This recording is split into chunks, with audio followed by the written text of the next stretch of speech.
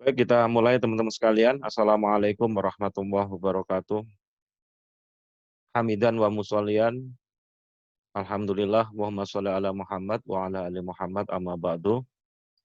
Kita lanjutkan pembahasan kita. Sore hari ini saya akan membahas tentang bagaimana sukses berceramah itu. Jadi ada kunci di dalam sukses berceramah. Setidaknya ada 4 hal. Sudah terlihat ya PowerPoint saya. Jadi bagaimana sukses berceramah itu, pada pertemuan yang lalu saya sudah bahas tentang bagaimana rukun presentasi. Jadi rukun presentasi itu sesuatu yang harus kita lakukan selama kita melakukan presentasi atau berpidato. Yang pertama, harus ada kontak visual.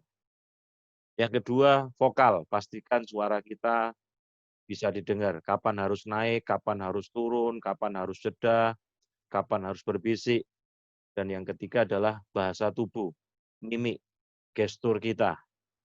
Dan yang keempat tentu penguasaan materi. Itulah rukun presentasi. Nah, hari ini saya akan berbagi pada teman-teman sekalian tentang bagaimana agar kita sukses berceramah. Ada 4 kunci rahasianya ketika kita melakukan ceramah. Kunci yang pertama adalah sukses membuka. Jadi bagaimana kita nanti membuka pidato itu sebelum mengantarkan kepada tema yang mau kita bahas. Maka yang pertama adalah sukses membuka. Yang kedua adalah sukses memberi masalah. Nah, bagaimana kemudian kita memberi masalah, terus kemudian membuat audiens kita itu tertarik. Nah, baru yang ketiga adalah sukses memberi solusi. Baru yang keempat adalah sukses menutup. Bagaimana cara kita membuka pidato? Nah, yang pertama, ya bagaimana sukses membuka itu?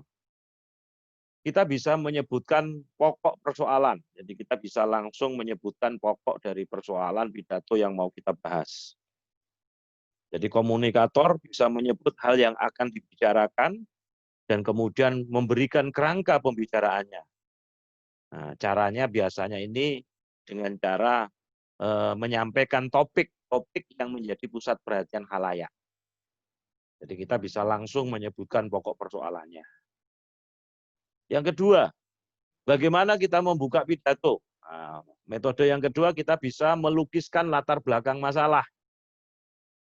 Di komunikator menerangkan sejarah, topik, membatasi pengertian, menyatakan masalah-masalah utama. Jadi melukiskan latar belakang masalah. Ini juga cara model untuk membuka pidato yang kedua. Yang ketiga adalah menghubungkan dengan peristiwa mutakhir atau kejadian yang menjadi pusat perhatian. Jadi dengan menambatkan pembicaraan pada fokus perhatian khalayak. Kita mempunyai peluang yang baik untuk memasukkan ide-ide kita, kemudian menimbulkan kesan yang kuat. Jadi menghubungkan dengan peristiwa mutakhir, kejadian yang menjadi pusat perhatian. Misalnya beberapa minggu ini ada topik yang menarik tentang pembukaan kembali Masjid Hagia Sophia. Nah, itu juga bisa dipakai jadi buka pidato kita. Tetapi tentu yang ada kaitannya, yang ada hubungannya nanti dengan tema yang kita bahas. Kemudian yang keempat, kita bisa membuka pidato dengan menghubungkan dengan peristiwa yang sedang diperingati.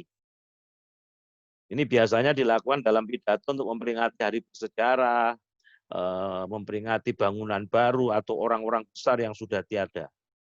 Nah, cara ini biasanya dipakai untuk pesta kelahiran, perkawinan, selamatan, dan sebagainya. Jadi kita bisa menghubungkan dengan peristiwa yang sedang diperingati. Kemudian bagaimana membuka pidato berikutnya adalah menghubungkan dengan tempat komunikator berpidato. Jadi tempat berlangsungnya pertemuan. Misalnya seperti bangunan bersejarah, atau kemudian masjid, atau lapangan, atau taman, dan sebagainya. Ini bisa juga dijadikan dasar bagaimana kita membuka pidato. Jadi misalnya kalau saya teringat Taman Apsari ini, saya teringat dulu ketika saya pernah sekolah di SMA Negeri 6 Surabaya. Jadi kalau ada pas pulang kami seringkali masih berkumpul di Taman Apsari untuk main bola dan sebagainya. Jadi kita bisa membuka dengan menghubungkan dengan tempat komunikator pada saat komunikator berpidato.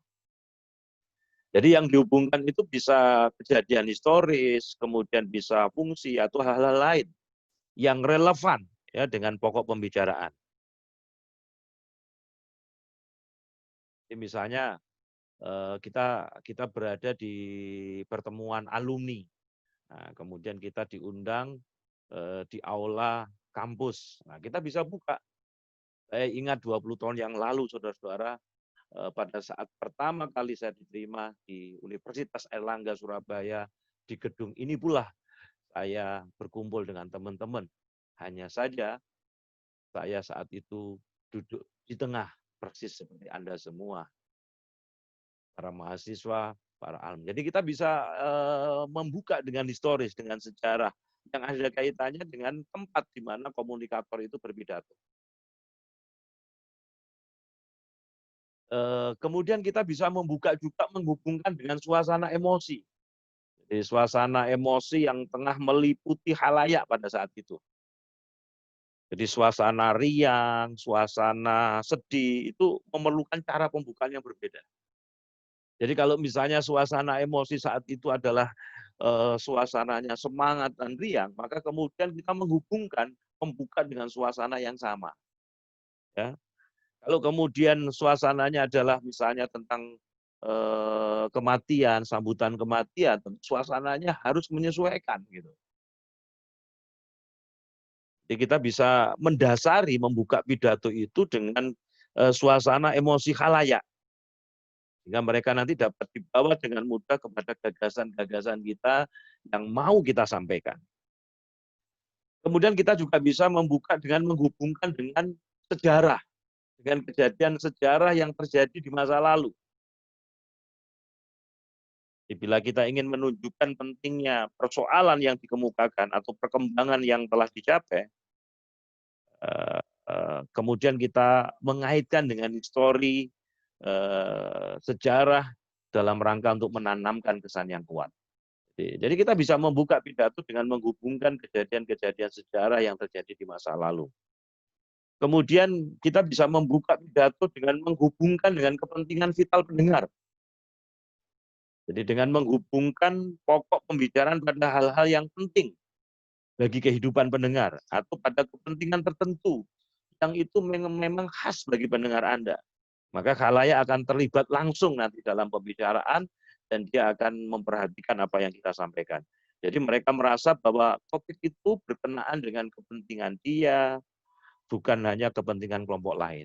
Sehingga kemudian ini juga menjadi daya tarik untuk kemudian dia akan mendengarkan pidato kita selanjutnya.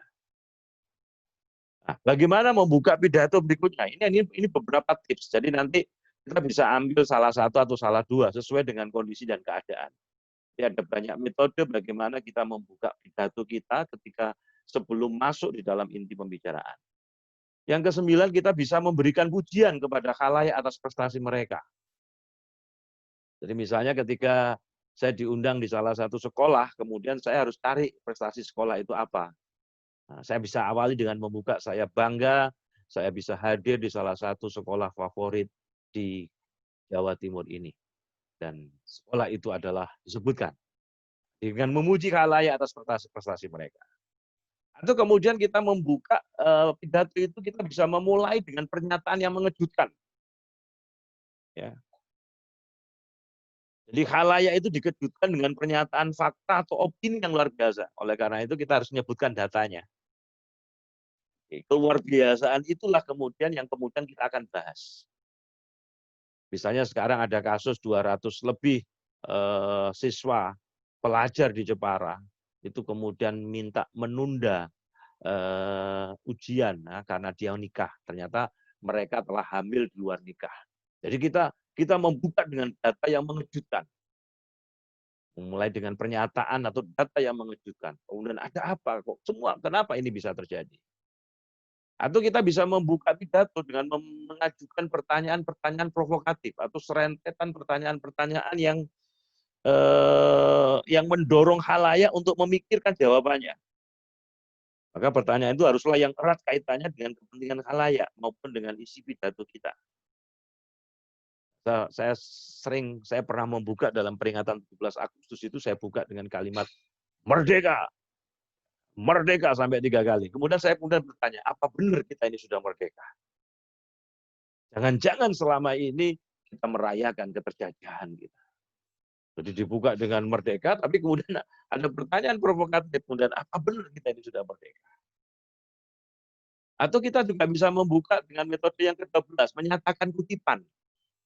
Jadi yang dikutip itu bisa ucapan pejabat, bisa ucapan orang terkemuka, bisa syair, bisa dibuka dengan puisi, bisa juga dengan tulisan pengarang ternama, atau kutipan ayat-ayat suci Al-Quran, atau kutipan hadis.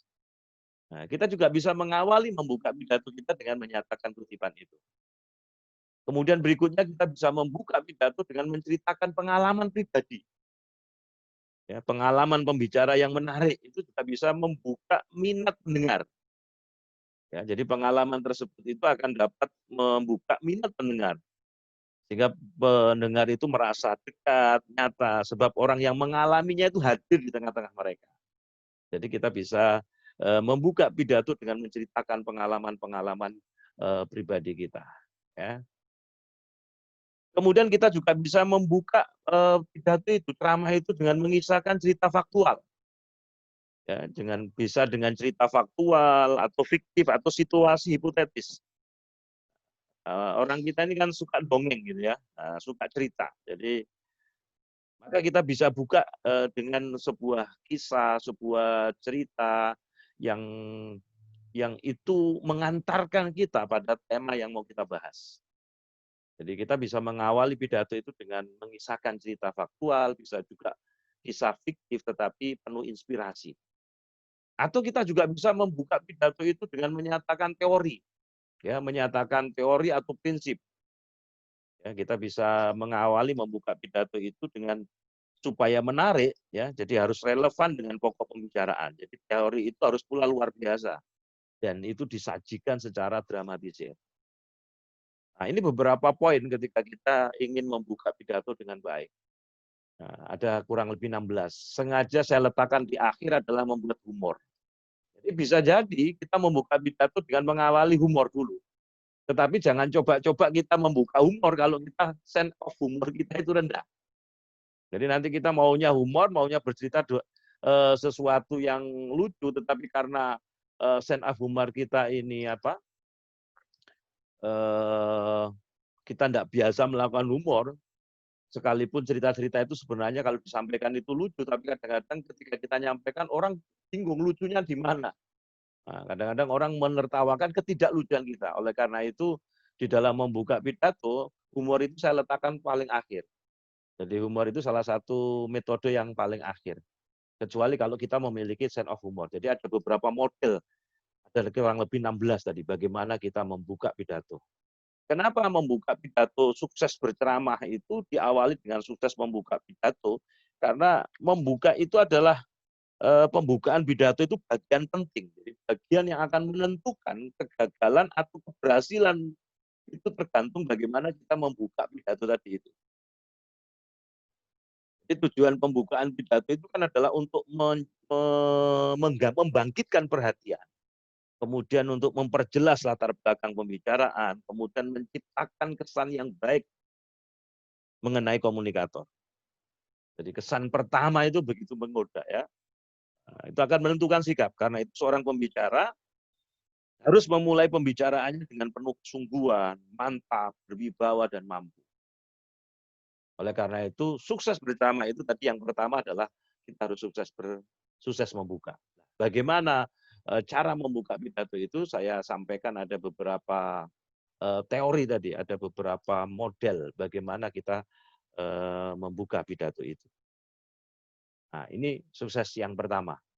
Yang kedua, sukses memberi masalah. Jadi kalau kita ingin sukses berceramah, tidak cukup dengan sukses membuka pidato saja, sukses membuka, tetapi yang kedua adalah sukses memberi masalah. Jadi jika ceramah kita ingin terus membuat pendengar itu terpukau, maka kesuksesan membuka pidato itu harus dilanjutkan dengan memberikan poin-poin masalah. Ya, poin-poin masalah yang mampu menarik perhatian pendengar. Sehingga pendengar semakin penasaran. Bagaimana ini? Kalau masalahnya kayak gini, semakin penasaran bagaimana memberikan solusi. Maka ciri-ciri masalah yang mampu menyedot perhatian audiens, yang pertama, masalah tersebut harus adalah masalah aktual. Jadi kalau kita memberikan masalah aktual, masalah yang lagi aktual, yang lagi tren, maka ini kemudian membuat pemirsa atau pendengar kita penasaran. Yang kedua adalah masalah tersebut sedang kontroversial di tengah-tengah masyarakat. Ya, masalah tersebut sedang kontroversial di tengah-tengah masyarakat. Kemudian yang ketiga, masalah tersebut dianggap sangat berat yang telah menimpa masyarakat, sehingga kemudian masalah itu harus kemudian ada solusinya. Atau dianggap yang keempat, masalah tersebut dianggap sangat sukar untuk diselesaikan. Kemudian yang kelima, masyarakat itu sudah sangat putus asa menghadapi masalah tersebut. Sehingga kemudian masyarakat sudah lama merindukan solusi terhadap masalah tersebut. Kalau kita mampu memberikan masalah, ya, sukses memberikan masalah, dan mampu menyedot perhatian audiens, maka berarti audiens itu akan semakin penasaran. Bagaimana kemudian solusi? Maka rahasia yang kedua untuk sukses bersama, pertama tadi tidak cukup dengan sukses membuka, tetapi bagaimana kita sukses untuk memberi masalah. Nah, beberapa ciri-ciri masalah yang mampu nanti menyedot perhatian audiens, yang pertama masalah tadi harus aktual. Yang kedua kontroversial di tengah-tengah masyarakat. Kemudian dianggap sangat berat yang telah menimpa masyarakat dan dianggap sangat sukar untuk diselesaikannya.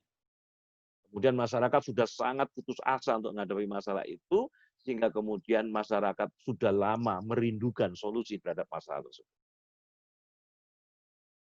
Kalau kita mampu memberikan masalah tadi itu, maka jika penceramah tadi telah sukses memberikan masalah, maka audiens itu sudah dalam keadaan mati penasaran, dalam tanda petik. Artinya, maka masuk pada pemberian solusi adalah ibarat tinggal memanen bunganya saja. Jadi mereka akan penasaran bagaimana nanti solusinya itu. Maka sukses memberi masalah itu juga menjadi peranan yang cukup penting. Lalu yang ketiga adalah bagaimana kita memberikan solusi. Jadi tidak hanya kemudian kita memberi masalah, tetapi kita harus memberikan solusi. Nah, beberapa hal yang harus kita perhatikan di dalam memberikan solusi, sehingga kemudian pidato kita, ceramah kita itu menjadi menarik. Yang pertama, solusi itu benar-benar nyambung dengan masalahnya. Jadi kalau kita memberikan masalah, maka kemudian solusinya itu harus nyambung dengan masalah yang kita berikan tadi itu. Kemudian yang kedua, solusi itu benar-benar memiliki hujah yang kuat. Jadi hujahnya yang kuat, argumentasinya yang kuat, kemudian dengan dalil yang kuat, sehingga kemudian mereka, audiens kita itu terpuaskan dengan jawaban itu. Kemudian yang ketiga adalah solusinya benar-benar rasional. Jadi nyambung dengan masalahnya, memiliki hujah yang kuat, kemudian rasional. Dan benar-benar tuntas. Dan solusi itu benar-benar di luar prediksi audiens. Jadi kalau misalnya dalam dunia dakwah itu disampaikan faktanya, ada data, ada fakta, bagaimana Islam memandang persoalan itu, bagaimana solusi praktisnya, dan bagaimana solusi idealnya. Nah, biasanya kayak gitu. Solusi yang benar-benar tuntas dan benar-benar di luar prediksi audiens.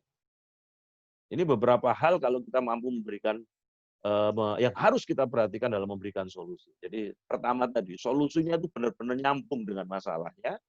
Kemudian yang kedua, solusinya itu benar-benar memiliki hujah, argumentatif yang tak terbantahkan. Dan solusinya benar-benar rasional, tuntas, dan di luar prediksi audiens. Kemudian solusi itu benar-benar memberikan harapan baru. Memberikan harapan baru bagi audiens. Sehingga kemudian dia memiliki semangat hidup lagi. Dan solusi itu mampu menghilangkan kontroversi sebelumnya.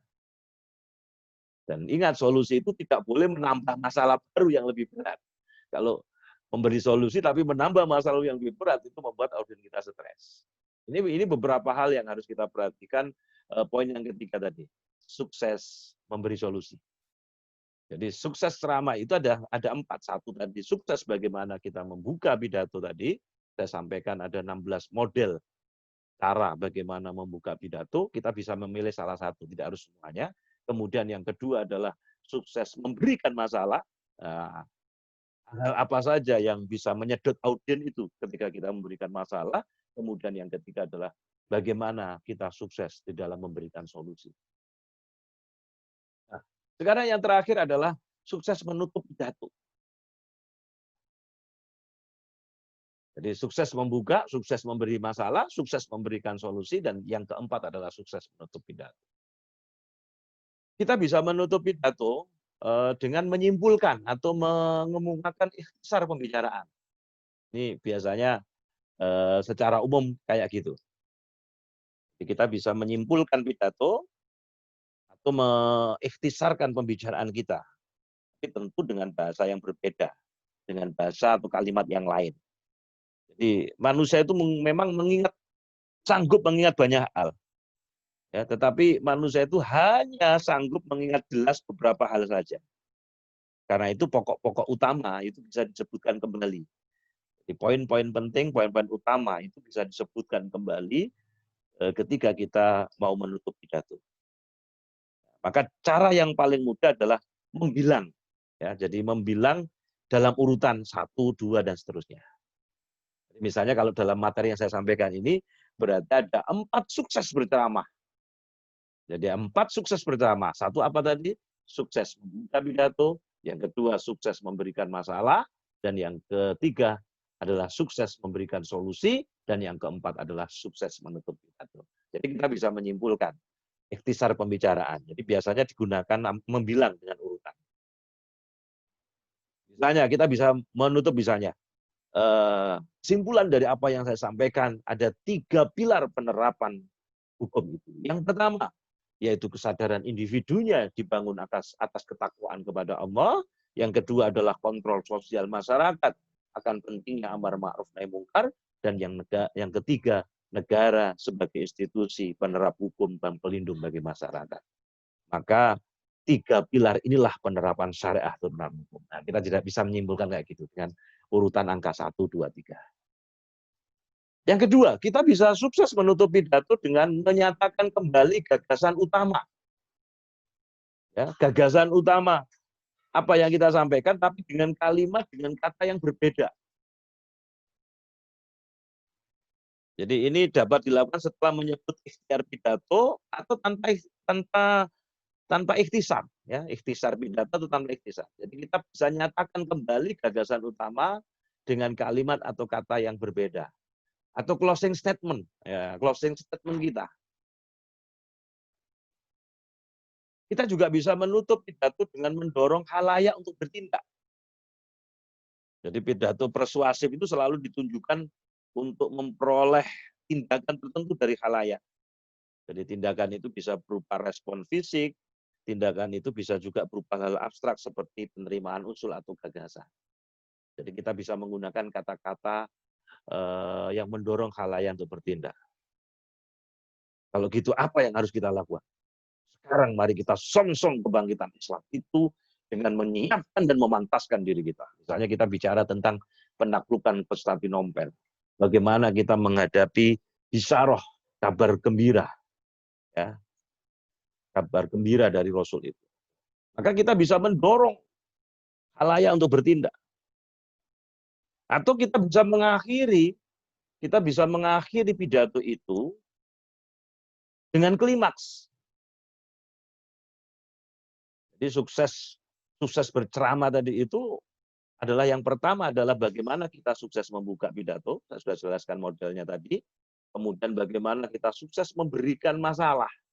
Dan yang ketiga adalah sukses memberikan solusi. Dan yang keempat adalah bagaimana kita sukses menutup pidato. Nah, kita bisa menutup pidato itu dengan beberapa banyak model. Jadi kita bisa dengan mengakhiri pidato dengan klimaks. Jadi pidato, jadi akhir pidato itu adalah uren-uren yang sifatnya memuncak gitu ya. Uren itu menjadi lebih penting, lebih patut mendapatkan perhatian. Kita mengakhiri pidato dengan klimaks. Kita juga bisa mengakhiri pidato itu, ceramah kita itu dengan mengatakan kutipan saja. Jadi kita bisa mengutip saja, mengutip puisi, atau kemudian kita juga bisa mengutip kitab suci, peribahasa, atau ucapan-ucapan para tokoh sebagai closing statement. Jadi bisa juga kita menutup pidato dengan mengatakan kutipan-kutipan, bisa kutipan tokoh terkenal, bisa kemudian kutipan dari kitab suci atau hadis, kemudian bisa peribahasa, atau kata-kata mutiara dari para ulama. Atau yang keenam, kita bisa menutup pidato dengan menceritakan contoh berupa ilustrasi dari tema pembicaraan. Jadi kita bisa memberikan ilustrasi yang berbentuk cerita, yang menarik perhatian. Ya. Tapi tentunya kemudian ketika kita menutup pidato itu tentu cerita yang jangan terlalu lama. Kalau terlalu lama berarti menambah materi lagi. Jadi kita bisa menceritakan contoh yang berupa ilustrasi dari tema pembicaraan dengan sebuah cerita, kisah-kisah. Saya seringkali kadang-kadang saya tutup dengan kontemplasi. Saya tutup dengan detik-detik bagaimana ketika Rasulullah wafat. Itu juga bisa. Nah, tentu disesuaikan tema pokok kita apa. Kita juga bisa menutup pidato dengan menerangkan maksud sebenarnya pribadi pembicara itu apa. Misalnya pembicara memiliki prestise yang tinggi di mata khalayak. Bisa disebutkan. Jadi sebenarnya saya hadir di tempat ini, saya ingin menyapa saudara-saudara saya. Jadi itu bisa disampaikan di akhir. Atau kita bisa tutup dengan memuji dan menghargai khalayak. Terima kasih Bapak Ibu semua. Saya bangga saya bisa hadir di salah satu desa yang tangguh, salah satu desa yang kreatif, dan inilah desa unggulan yang dibanggakan oleh Ibu Gubernur Jawa Timur kita. Nah, jadi kita bisa memuji dan menghargai khalayak. Kita juga bisa menutup dengan semacam itu. Sama dengan membuka tadi, humor itu saya letakkan di akhir karena agak susah ya membuat pernyataan yang humoris atau anekdot lucu itu juga bisa dipakai untuk menutup pidato. Tetapi kalau sense of humor kita rendah, jangan coba-coba memakai humor. Nanti kadang-kadang kita maunya menutup dengan anekdot yang lucu, ternyata ya menjadi tidak lucu. Orang tertawa karena ketidaklucuan kita.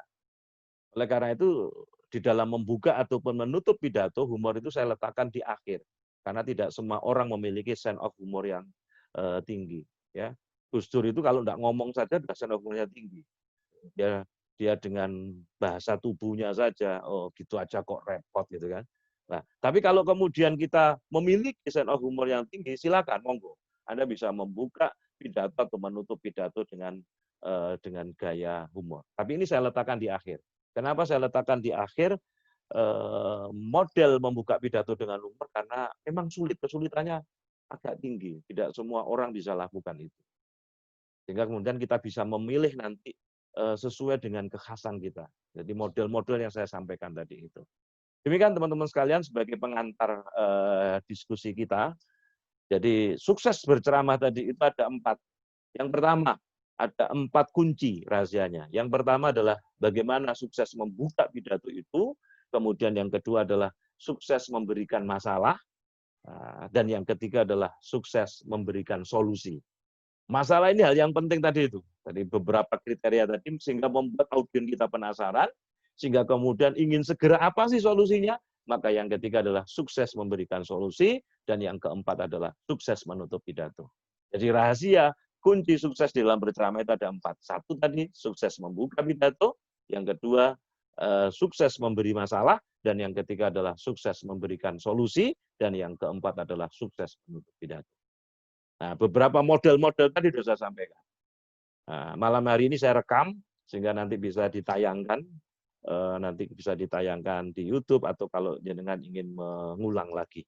Silakan, saya buka sesi tanya jawab sebelum nanti saya akhiri ya. Karena waktu kita pendek, memang menjelang maghrib, setelah sholat maghrib dan nanti jam 7 sudah selesai karena habis sisa saya harus ada acara lagi.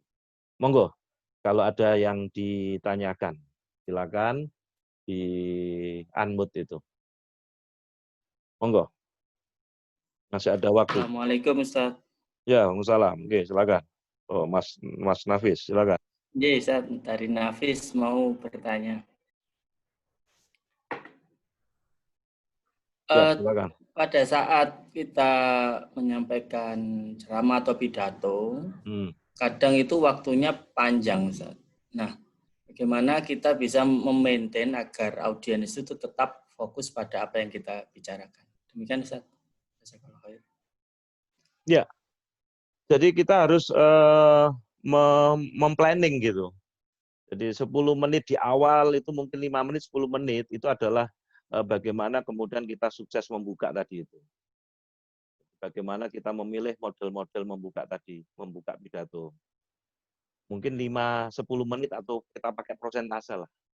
Nah, 5-10% itu adalah bagaimana kita menarik perhatian dulu, mencairkan suasana. Karena setiap 10 menit awal itu konsentrasi itu memang amat tinggi. Tapi kemudian 10 menit berikutnya itu grafiknya turun itu. 10 menit berikutnya itu turun lagi. 10 menit berikutnya turun lagi. Nah, nanti audiens itu akan bangkit lagi ketika mau selesai. Nah, rentang waktu 10 menit itu, rentang waktu 10 menit itu kita harus ada yang disebut dengan ice breaking. Jadi ice breaking itu adalah kita bisa pakai ice breaking itu untuk kembali untuk fokus lagi. Nah, ice breaking itu bisa yel-yel, bisa kemudian gerak, bisa semangat, bisa sholawat, oh sholli ala Muhammad. Itu. Setiap 10 menit, karena setiap 10 menit akan terjadi boring-boring itu. Maka setiap 10 menit itu yang harus kita perhatikan. Makanya kenapa rukun presentasi itu kan ada 4 yang tadi saya sampaikan. Pertama harus ada kontak visual. Nah, dari kontak visual itu nanti kita akan melihat bahasa tubuh audiens. Audiens kita ini memperhatikan atau tidak, atau sudah ngantuk atau apa. Itu karena dengan kontak visual kita akan mengetahui bahasa tubuh audiens, sikap audiens, sehingga kemudian kita bisa melakukan apa? Melakukan terapi kalau kemudian ada gaduh, ada rame di situ. Maka kemudian kenapa kontak visual itu dilakukan? Agar kita bisa mengetahui bahasa tubuh tadi itu. Bahasa tubuh audiens, bagaimana tanggapan audiens, sehingga tidak boleh kemudian memejamkan mata, atau kemudian lihat ke atas, atau kemudian menundukkan ke bawah. Karena di situ nanti kita akan bisa melihat situasi. Jadi kita tidak boleh cuek. Jadi kapan kemudian kata-kata kita harus naik, kapan harus turun. Nah, itu adalah rukun presentasi yang kedua. Nah, itu dipakai untuk memainten audiens kita itu. Pada saat kemudian kapan harus naik, kapan harus berbisik. Kadang-kadang kita harus berbisik. Sehingga kemudian audiens, apa tadi ya? Nah, itu untuk melakukan perhatian. Kapan kemudian kita harus teriak, kapan harus. Nah, maka rukun presentasi yang kedua adalah vokal tadi itu.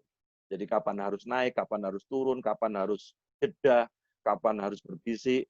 Nah, kemudian yang ketiga adalah bahasa tubuh. Nah, bahasa tubuh. Kalau guru saya, Ustaz Labib itu biasanya apa? Vokalnya dibesarkan itu.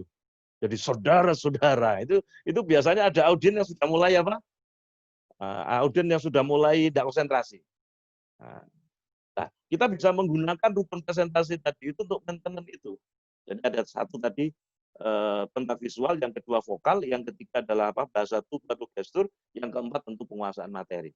Maka ice breaking itu bisa dikenalkan di awal nanti. Jadi bisa dikenalkan. Jadi nanti kalau saya bilang halo, jawabannya hai. Kalau saya bilang ya, itu dikenalkan di awal. Pada saat sudah mulai konsentrasi, sudah mulai halo, hai, atau stand up, yes sir. Tapi ini berlaku pada ceramah umum, pelatihan, ya, tidak berlaku pada khotib Jumat. Tidak berlaku pada khotib Jumat. Kalau pada khotib Jumat itu kekuatannya nanti di vokal. Kekuatan gininya di vokal, kapan harus push, kapan harus naik, dan kemudian sejak awal kita harus sudah masuk di gelombang alfa, mengajak audiens itu masuk di gelombang alfa.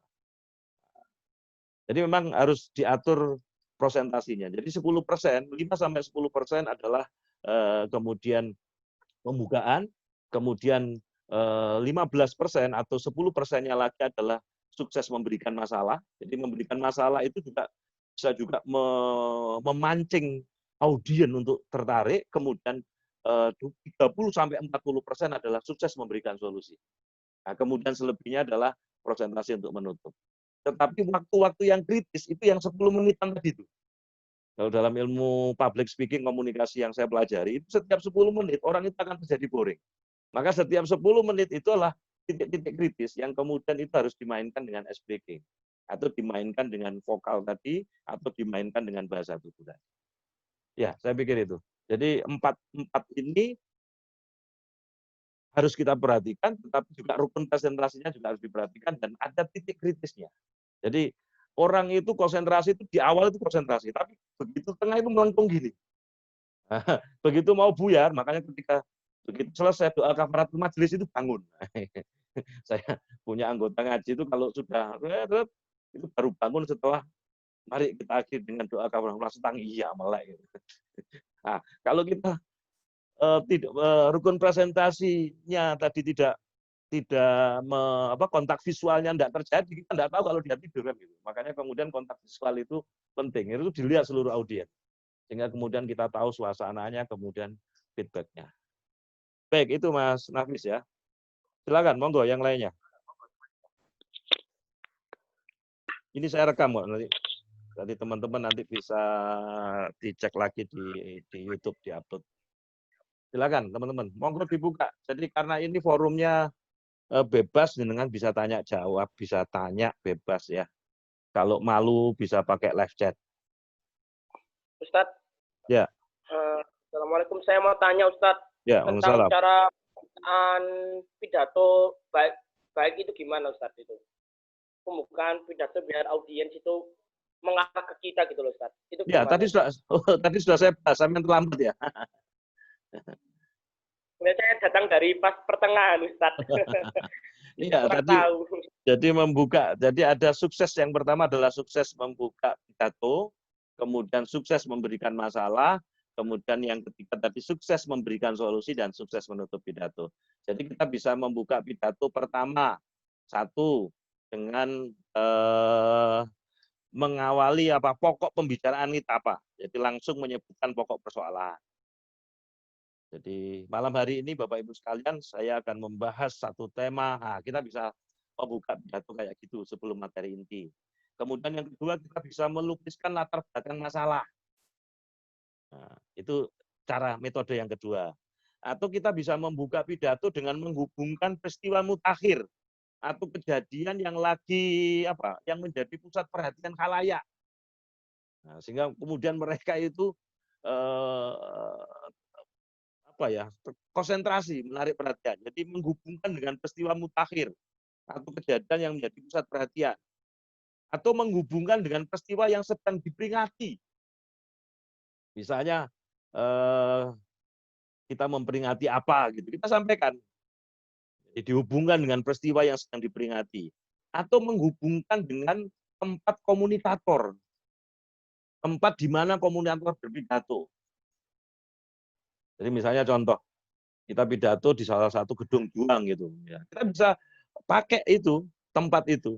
Saya kalau ingat gedung juang 45 ini, saya ingat para pahlawan-pahlawan kita. Nah, gitu. Kita bisa awali itu, kita bisa hubungkan dengan itu.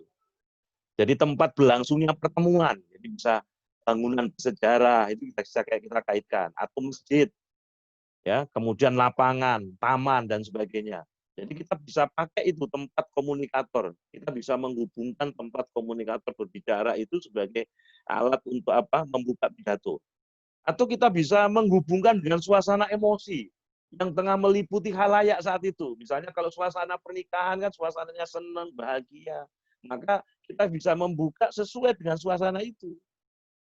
Jangan terbalik ketika suasana pernikahan, suasananya senang, ada malah pidatonya. Saya kalau teringat mantan berdua ini, saya ingat kedua orang tuanya. Ya kan nangis. Jangan dibalik juga kalau suasana kita diminta sambutan kematian, tapi kita membukanya dengan gaya yang luar biasa. Saudara-saudara, mati satu tumbuh 1000. Jadi harus menghubungkan dengan emosi khalayak saat itu. Atau kita bisa menghubungkan dengan kejadian sejarah, ya, sejarah yang terjadi di masa lalu. Misalnya kita sekarang memperingati Idul Adha besok itu. Jadi kita bisa buka dengan kisah kisah sejarah di masa lalu. Atau kita bisa membuka yang sekarang lagi tren itu, pembukaan Hagia Sophia itu. Jadi kita bisa membuka, mengawali pidato itu dengan itu. Tentu nanti disesuaikan, model-model yang saya sampaikan ini disesuaikan nanti dengan tema, isi tema yang kita bahas. Atau kita bisa menghubungkan dengan kepentingan vital pendengar. Ya. Pokok pembicaraan itu adalah hal yang penting dalam kehidupan audien kita. Atau kita bisa buka dengan memberikan pujian dan khalayak atas prestasi mereka. Jadi kalau saya misalnya di sekolah-sekolah umum, sekolah-sekolah favorit atau kampus, itu saya mesti cari informasi dulu. Ini prestasinya apa dulu. Saya bisa buka dengan kayak gitu. Saya bangga teman-teman sekalian, saya bisa hadir salah satu SMA unggulan, salah satu man model terbaik di Jawa Timur ini. Wah, mereka bangga kan teman. Awalnya mereka rame, tapi kemudian kita tenang dulu, kita buka dengan memujilah. Saya ingin buktikan anak-anak yang hebat, sekolah yang unggulan dan man percontohan di Jawa Timur ini adalah anak-anak yang memang cerdas dan anak-anak yang memang kalau ada orang bicara, anak yang cerdas itu pasti akan memperhatikan. Jadi kita bisa membuka dengan memberikan pujian. Atau kita bisa membuka dengan pernyataan yang mengejutkan. Jadi kita pakai data misalnya. Ada 254 siswi di Jepara hamil di luar nikah. Sehingga kemudian dia minta izin nikah dulu sebelum ujian. Nah, ini kita bisa buka dengan data itu. Baik. Kita break dulu. Di tempat saya ada adzan soalnya. Jadi teman-teman nanti bisa bertanya via live chat.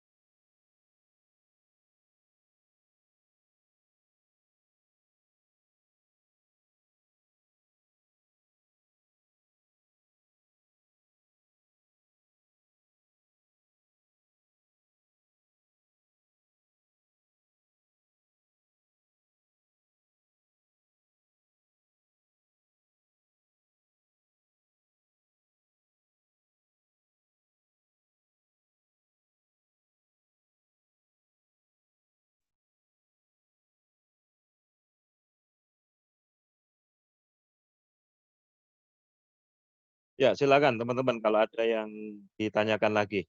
Itu Mas Rizal ya, beberapa model cara membuka pidato. Nah, bisa juga membuka pidato itu dengan mengajukan pertanyaan yang provokatif, ya, atau serentetan pertanyaan. Saya pernah buka itu merdeka, merdeka, merdeka, pas peringatan tasyakuran itu. Kemudian saya lanjutkan, apa benar kita ini sudah merdeka? Sambil berdiam sejenak.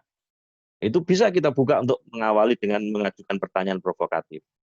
Atau kita bisa juga buka pidato itu dengan menyatakan kutipan tadi. Bisa kutipan ayat, kutipan syair, kutipan puisi, atau kemudian kata-kata pengarang ternama, kemudian kata-kata quote-quote motivasi, bisa juga. Atau kita bisa buka dengan menceritakan pengalaman pribadi, mengisahkan cerita faktual yang tentu ada kaitannya dengan nanti mengantarkan pada tema kita. Atau yang terakhir, model yang terakhir, yaitu dengan cara apa? Membuat humor. Nah, tapi ini agak sulit sehingga kemudian saya letakkan di akhir.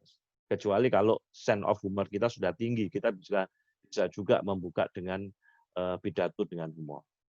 Itu ya, Mas apa tadi, Rizal. Ada lagi, silakan, monggo. Mungkin Mas Bayu atau Bu Lili, silakan. Jadi memang ada 4 tadi.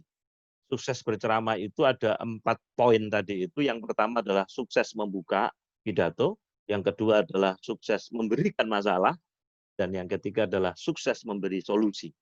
Jadi bukan hanya memberi masalah, tapi harus memberikan solusi, dan yang terakhir adalah bagaimana kemudian kita sukses menutup pidato itu. Baik, teman-teman, silakan ada pertanyaan. Masih ada sekitar 7 menitan ya. Karena kita mulai jam 6, kita selesai nanti jam 7. Silakan, ada monggo kalau ada yang ditanyakan. Mas Bayu mungkin, silakan.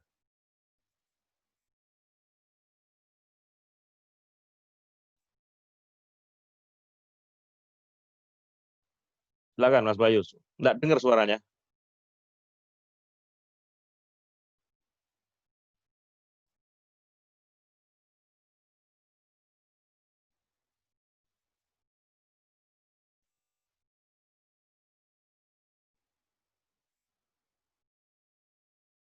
Mas Bayu, silakan. Suaranya enggak dengar ini.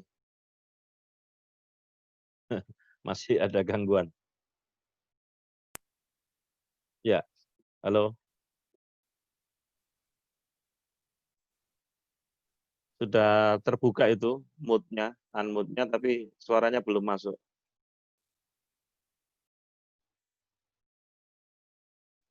Ya, dibuka lagi coba. Ya, sudah. Ya. Iya. Jadi ada kasus seperti ini, Zat. Ya. Misalnya pidato itu apa yang mau disampaikan itu sudah disiapkan, sudah dipelajari. Kemudian ketika misalnya hari hanya gitu, ketika berpidato itu ada yang terlupa gitu, atau runtutannya ada yang terlupakan gitu. Terus akhirnya yang disampaikan itu seingatnya. Nah, ketika seingatnya setelah selesai pidato itu ternyata baru ingat, oh ada poin yang terlewatkan gitu. Untuk mengatasi yang seperti itu gimana, Sir? Makanya perlu bawa catatan. Boleh bawa reng-rengan. Makanya perlu PowerPoint. Ada PowerPoint. Kalau tidak ada PowerPoint, Anda bawa catatan kecil itu, catatan kertas kecil itu, poin-poinnya.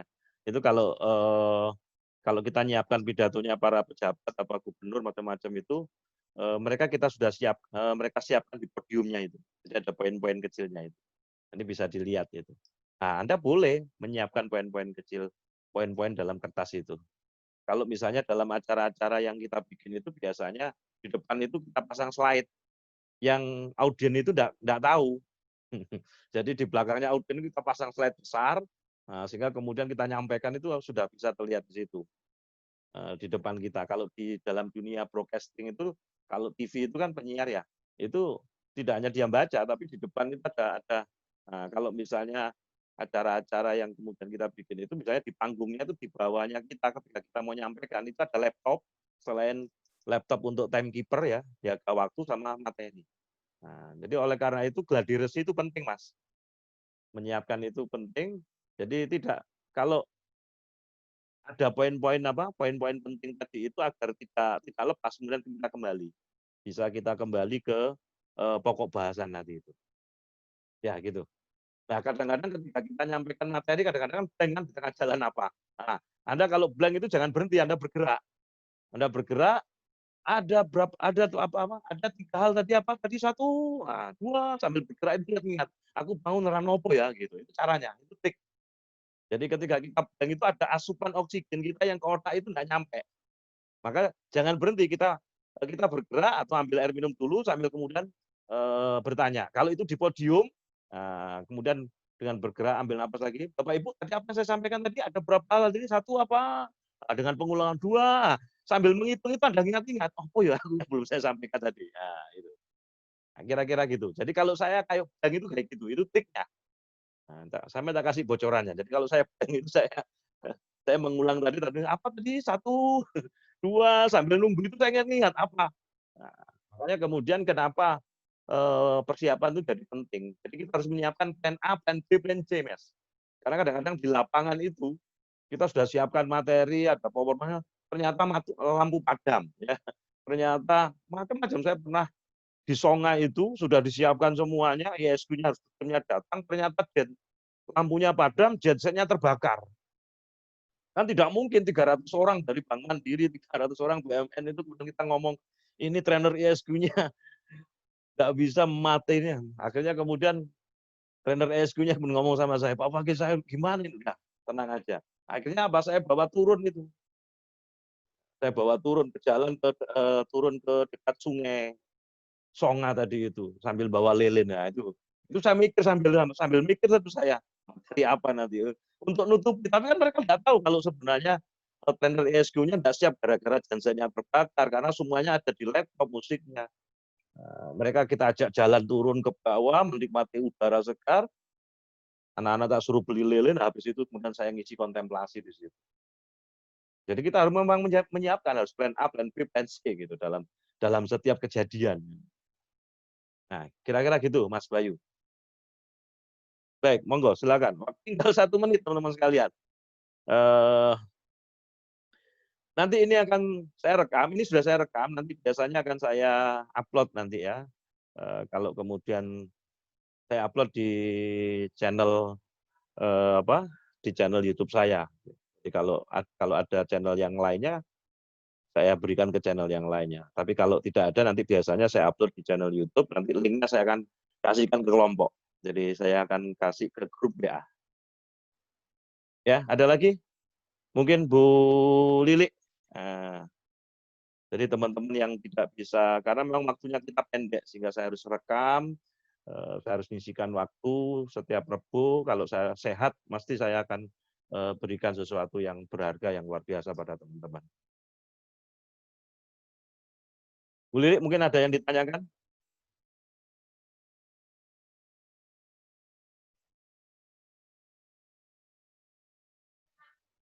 Silakan. Kalau tidak ada, teman-teman sekalian, saya tutup dengan